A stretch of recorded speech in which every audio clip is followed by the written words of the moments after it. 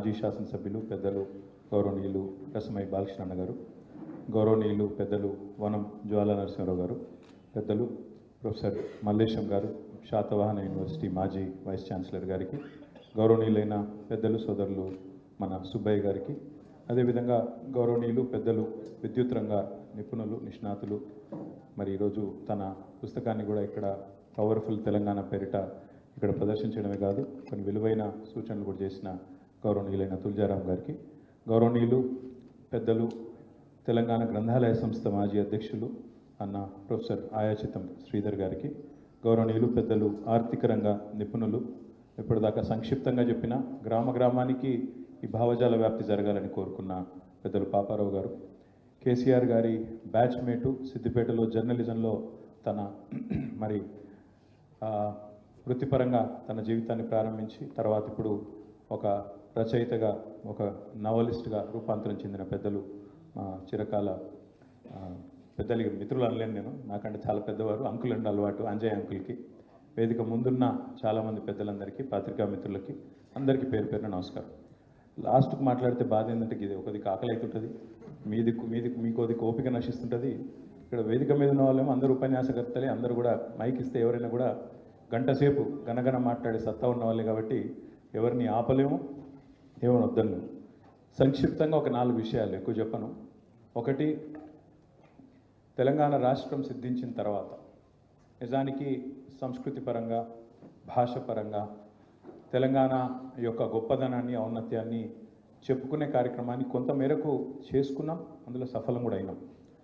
ఒక బతుకమ్మ పండుగను కానీ బోనాల పండుగను కానీ రాష్ట్ర పండుగగా అధికారికంగా జరుపుకున్నాం. తెలంగాణ యొక్క సంస్కృతిని, తెలంగాణ యొక్క ఔన్నత్యాన్ని, తెలంగాణ భాష ఔన్నత్యాన్ని, యాస ఔన్నత్యాన్ని మన సిలబస్లో పెట్టుకున్న తెలంగాణ మహనీయుల చరిత్రను నిక్షిప్తం చేసే ప్రయత్నం చేసిన, అదే మాదిరిగా మన విశ్వవిద్యాలయాలకి తెలంగాణలోని గొప్ప నాయకులు, గొప్పవారి పేరు పెట్టుకున్న, ఉదాహరణకు ప్రొఫెసర్ జయశంకర్ గారి పేరు మన వ్యవసాయ విశ్వవిద్యాలయానికి పెట్టుకున్న, పివి నరసింహారావు గారి పేరుని వెటర్నరీ విశ్వవిద్యాలయానికి పెట్టుకున్న, కాళోజీ గారి పేరుని మన హెల్త్ యూనివర్సిటీకి పెట్టుకున్న, కొండా లక్ష్మణ్ బాపూజీ గారి పేరుని హార్టికల్చర్ యూనివర్సిటీకి పెట్టుకున్న. ఈ రకంగా ఆ ప్రయత్నం కూడా కొంత జరిగింది. అదే మాదిరిగా కొత్త జిల్లాలు ఏర్పాటు చేసుకుంటే కుమరం భీం పేరు మనం ఆసిఫాబాద్ జిల్లాకు పెట్టుకున్నాం, జయశంకర్ సార్ పేరు భూపాలపల్లికి పెట్టుకున్నాం. ఆ రకంగా కొంత చరిత్రని మరి వెలిగెత్తి చాటుకునే ఒక ప్రయత్నం. ఎందుకంటే తెలంగాణ పోరాటంలోనే ఇక్కడి కల్చరల్ రెనెసాన్స్ కూడా ఒక అంతర్భాగం కాబట్టి ఆ ప్రయత్నం కూడా జరిగింది. ప్రపంచ తెలుగు మహాసభలు రెండవసారి పెట్టుకుందే మనం కేసీఆర్ గారి నాయకత్వంలో హైదరాబాద్లో ఎల్బీ స్టేడియం వేదికగా 3 రోజులు ఘనంగా పెట్టుకొని ఎంతోమంది కళాకారుల్ని, కవుల్ని వారిని పిలిచి సత్కరించి రచయితల్ని గౌరవించుకున్నాం.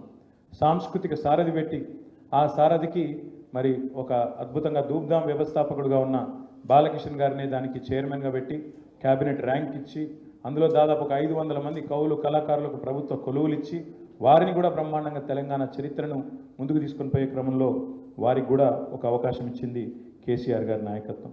అదే మాదిరిగా తెలంగాణలో ప్రాజెక్టులు కట్టుకుంటే ఏ ప్రాజెక్టుకు ఆ ప్రాజెక్టుకు ఆయా ప్రాంతంలో ఉండే మరి దేవుళ్ళ పేర్లు, కొండపోచమ్మ సాగర్ అని పెట్టుకున్నా, కొమరవెల్లి మల్లన్న సాగర్ అని పెట్టుకున్నా, రంగనాయక సాగర్ అని పెట్టుకున్నా, రాజరాజేశ్వర సాగర్ అని పెట్టుకున్నా, ఆ రకంగా మీరు చూసినట్టయితే సీతారామ ప్రాజెక్టు కానీ, అదే మాదిరిగా సమ్మక్క సారక్క బ్యారేజ్ కానీ, లక్ష్మీ బ్యారేజీ, సరస్వతి బ్యారేజీ, పార్వతీ బ్యారేజీ, ఈ రకంగా దేవుళ్ళ పేర్లతో ఎన్నడూ మనం మన పార్టీ నాయకుల పేర్లు పెట్టుకునే ప్రయత్నం చేయలేదు, మన వాళ్ళ పేర్లు పెట్టుకునే ప్రయత్నం, మన డబ్బా మనమే కొట్టుకునే ప్రయత్నం చేయలేదు, స్వోత్కర్షకు ఎన్నడూ ప్రయత్నం చేయలేదు. ఈ ప్రాంతం శాశ్వతం. ఎందుకంటే కేసీఆర్ గారు మాకు నేర్పిన సిద్ధాంతం ఒకటే, అధికారం శాశ్వతం కాదు, కానీ తెలంగాణ శాశ్వతం, తెలంగాణ చరిత్ర శాశ్వతం, తెలంగాణ యొక్క గొప్పదనం శాశ్వతంగా నిలవాలన్న ఒక ఆలోచనతోనే ఈ ప్రయత్నం చేసినాం తప్ప ఎన్నడూ కేసీఆర్ గారి పేరు పెట్టి ఒక కార్యక్రమం చేయాలనో, కేసీఆర్ గారి పేరు మీద ఇంకోటి చేయాలన్న ప్రయత్నం మేము ఎన్నడూ కూడా చేయలేదు. ఆయన ఇష్టం కూడా లేకున్నా కొన్నిసార్లు బలవంతంగా మేము పెట్టినాం. కేసీఆర్ కిట్ అని పెట్టింది ఆనాడు అక్కడ ఉన్న మంత్రివర్గంలో మేము కొట్లాడి పెట్టాం తప్ప సార్ వద్దన్నాడు, వద్దు నా పేరు ఎందుకని చెప్పి వారించినా కూడా వినకుండా కొన్ని ప్రయత్నాలు మేము చేసినాం తప్ప ఎన్నడూ కేసీఆర్ గారు తన కోసం, తన కీర్తి కండుస్ కోసం, తనకేదో కావాలనే ఆలోచన మాత్రం ఎన్నడూ చేయలేదు. కాళోజీ కళాక్షేత్రం అని వరంగల్లో కట్టినా దాని తదుపరి ఇతర జిల్లాలకు కూడా కళాభారతి పేరిట నల్గొండలో కానీ నిజామాబాద్లో కానీ కవులకు కళాకారులకు రచయితలకు సాహితీవేత్తలకు పెద్దపీట వేయాలన్న ప్రయత్నం కేసీఆర్ గారు చాలా బలంగా చేసినారు. అదే మాదిరిగా గ్రంథాలయ సంస్థ అధ్యక్షుడిగా శ్రీధర్ గారు కూడా చాలా పెద్ద ఎత్తున ప్రయత్నం చేసినారు. హైదరాబాద్లో కానీ బయట కానీ చాలా పెద్ద ఎత్తున వరంగల్లో కానీ గ్రంథాలయాలు కొత్తవి ఎన్నో ప్రారంభించుకున్నాం. చాలా ప్రయత్నం జరిగింది. కానీ డెఫినెట్గా జరగాల్సినంత మాత్రం జరగలేదు. ఇంకా జరగాలి, ఇంకా బాగుండాలి అనే కోరిక ఏదైతే తెలంగాణ సమాజంలో ఉందో దాన్ని తప్పకుండా ముందుకు తీసుకొని పోయే ప్రయత్నం ఈ సందర్భంగా చేయవలసిన అవసరం ఉందని చెప్పి ప్రతి ఒక్కరు కూడా నొక్కి వక్కానించినారు. తప్పకుండా ఆ బాధ్యతను బీఆర్ఎస్ పార్టీ తీసుకుంటుంది. తీసుకొని వచ్చే సంవత్సరం నుంచి దీక్షా దివస్ నుంచి మొదలు పెడితే, అంటే నవంబర్ 29 నుంచి మొదలు పెడితే విజయ దివస్ దాకా, తెలంగాణ పోరాటం సిద్ధించి విజయం సాధించిన రోజైన 9 డిసెంబర్ దాకా 11 రోజుల పాటు ప్రతి సంవత్సరం బ్రహ్మాండమైన సాహిత్య కార్యక్రమాలు, బ్రహ్మాండమైన కార్యక్రమాలు చేసే బాధ్యత మేమే తీసుకుంటామని చెప్పి సందర్భంగా విజ్ఞప్తి చేస్తా ఉన్నాం. ఇదేదో ఈ సంవత్సరం ఒకటే కాదు, ఇక నుంచి ప్రతి సంవత్సరం ఈ 11 రోజుల పాటు విస్తృతంగా కార్యక్రమాలు చేస్తాం. దానికి పార్టీ తరఫున మరి రేపో ఎల్లుండో ఒక 2 డెడికేటెడ్ కమిటీలు కూడా వేసుకుంటాం. ఒకవైపు రచయితలు, సాహితీవేత్తలు, అదొక వైపు, మరొక వైపు కవులు, కళాకారులు, వారితో కూడిన బృందం మరొక వైపు వేసి బ్రహ్మాండంగా Telangana literature day, Telangana literature festival కూడా ఈ 11 రోజుల సందర్భంగానే ఒకటి బ్రహ్మాండమైనది ఏర్పాటు చేస్తాం. హైదరాబాద్ కేంద్రంగా, వరంగల్ కేంద్రంగా, పాత 10 జిల్లాల కేంద్రంగా కూడా తప్పకుండా ఆ కార్యక్రమాన్ని కూడా చేస్తామని చెప్పి కూడా ఈ సందర్భంగా నేను విజ్ఞప్తి చేస్తాను. సాహిత్య కార్యక్రమాలు, పుస్తకావిష్కరణలు, ఎందుకంటే దేశపతి శ్రీనివాస్ గారు చెప్పింది కరెక్ట్. సింహాలు తమ గాథ తాము చెప్పుకోకపోతే వేట కుక్కలంటే బాగుండదేమో, వేటగాళ్ళు చెప్పే పిట్టకథలే చరిత్రగా నిలిచిపోతే అని వారు ఏదైతే చెప్పినో, సింహాలు తమ గాథ తాము చెప్పుకోకపోతే వేటగాళ్ళు చెప్పే పిట్టకథలే మరి చరిత్రగా నిలిచిపోతాయని వారు ఏదైతే చెప్పినారో అది అక్షర సత్యం. ఇంగ్లీష్లో కూడా దానికి అందంగా ఒక లైన్ ఉంటుంది, history gets written by the victor అని. అంటే యుద్ధంలో గెలిచిన వాడే పరాజితుల చరిత్రను చెరిపేసే ప్రయత్నం చేస్తాడని దాని భావన. ఈరోజు తెలంగాణలో జరుగుతుంది అదే. కేసీఆర్ మీద కోపంతో, కేసీఆర్ గారి మీద ఉండే కోపంతో ఇవాళ ఎన్నికల ప్రయత్నాలు జరుగుతున్నాయి, మీరు గమనించండి. నిన్న ముఖ్యమంత్రి మాట్లాడతాడు, ఎన్టీ రామారావు గారు ట్యాంక్ బండ్ మీద పెట్టిన విగ్రహాల గురించి ప్రస్తావిస్తాడు హైదరాబాద్లో. కానీ ఇవాళ మొత్తం హైదరాబాద్ అంతా అచ్చరు పొందే విధంగా చూసే 125 అడుగుల నిలువెత్తు అంబేద్కర్ విగ్రహం గురించి మాత్రం ఆయన నోట్లకెళ్ళి మాట వస్తలేదు.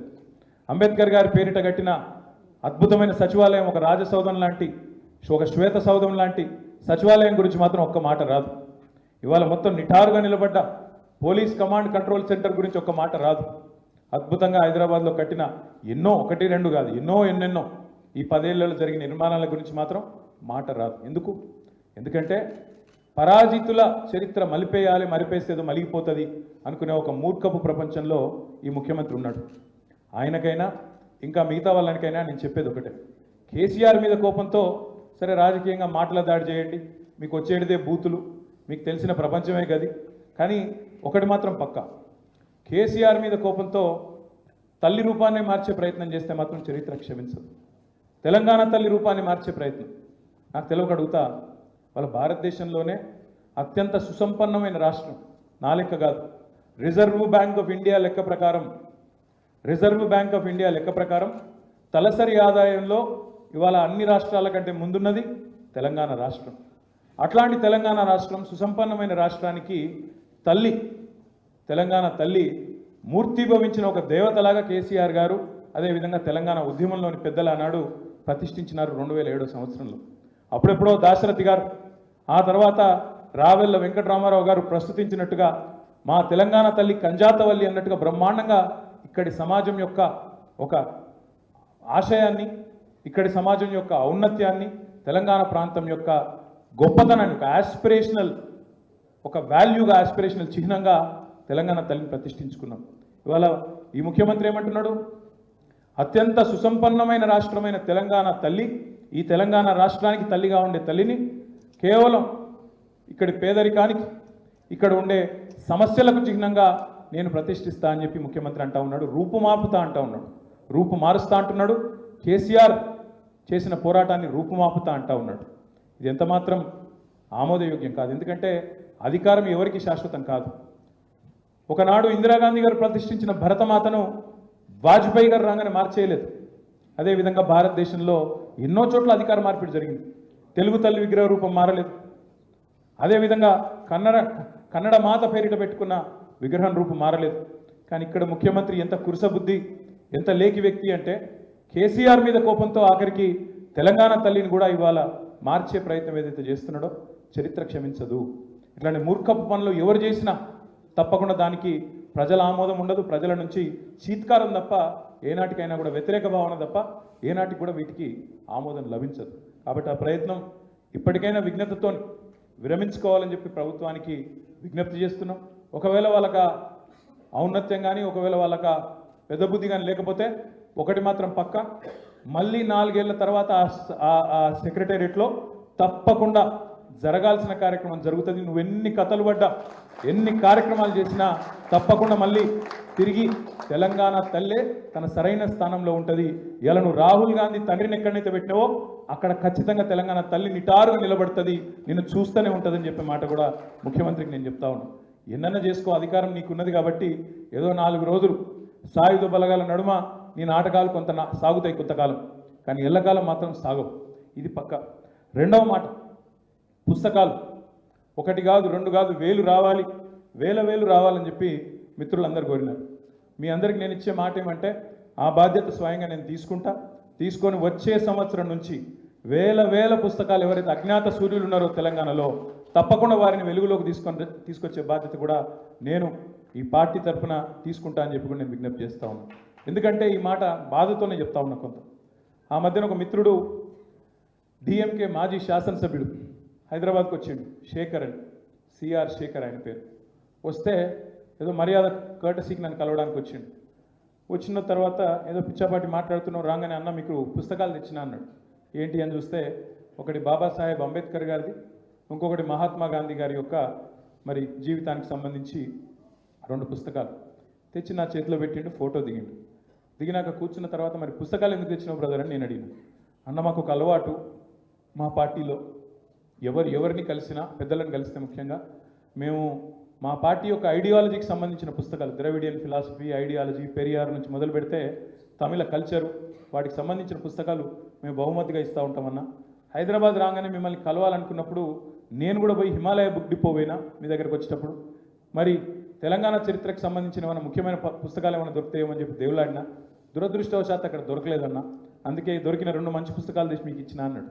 ఎక్కడో గుండె చిన్నగా ఆయన కావాలని ఇన్సల్ట్ చేసినట్టు కాకపోయినా ఎక్కడో కొద్దిగా గాయమైనట్టు అనిపించింది. అయ్యో మనం ఈ పని చేసి ఉండాల్సిందేమో, ఇంకా విస్తృతం చేసి ఉండాల్సిందేమో అనే మాట అనిపించిన మాట వాస్తవం. ఎక్కడో కొద్దిగా మనసు చూక్కుమన్నది. అందుకే దాని ఆధారంగానే చెప్తా ఉన్నా. తప్పకుండా ఇందాక పెద్దలందరూ చెప్పినట్టుగా ఇంకా చాలామంది పుస్తకాలు, ఇవాళ కేవలం మీరు చూసింది కొన్ని మాత్రమే. ఎందుకంటే ఒక మంచి కార్యక్రమం చేయాలని చెప్పి గౌరీశంకర్ గారు సంకల్పించగానే తప్పకుండా చేద్దాం అనుకొని మరి ఈరోజు పరిమితమైన స్థాయిలో మాత్రమే చేసినాం. ఇంకా చాలామంది పెద్దలు రావాల్సి ఉండే, సమయాభావం వల్ల వాళ్ళకి సమాచార లోపం వల్ల కూడా కొంతవరకు రాలేకపోవచ్చు. వచ్చే సంవత్సరం మరి చాలా పెద్ద ఎత్తున బ్రహ్మాండంగా ఈ కార్యక్రమాన్ని చేస్తాం. చేయడమే కాకుండా వేల పుస్తకాలు, దానికి పార్టీ నుంచే 2 కమిటీలు కూడా వేస్తాం. ఒకటి రచయితలు కళాకారులకు సంబంధించి మరి ఏమేమి చరిత్రను ఏ రకంగా బయటికి తీసుకొని రావాలి, దానికి అయ్యే ఖర్చు ఎంత, దానికి ఏర్పాటు చేయాల్సిన ఏర్పాట్లు ఏంటి, వీటన్నిటికీ సంబంధించి ఒక బృందం. అదేవిధంగా కవులు కళాకారులు, తెలంగాణ ఉద్యమంలో ప్రతి మాట ఒక తూట, ప్రతి పాట ఒక శతజ్ఞిలాగా పేలింది, ఒక ఫిరంగిలాగా పేలింది.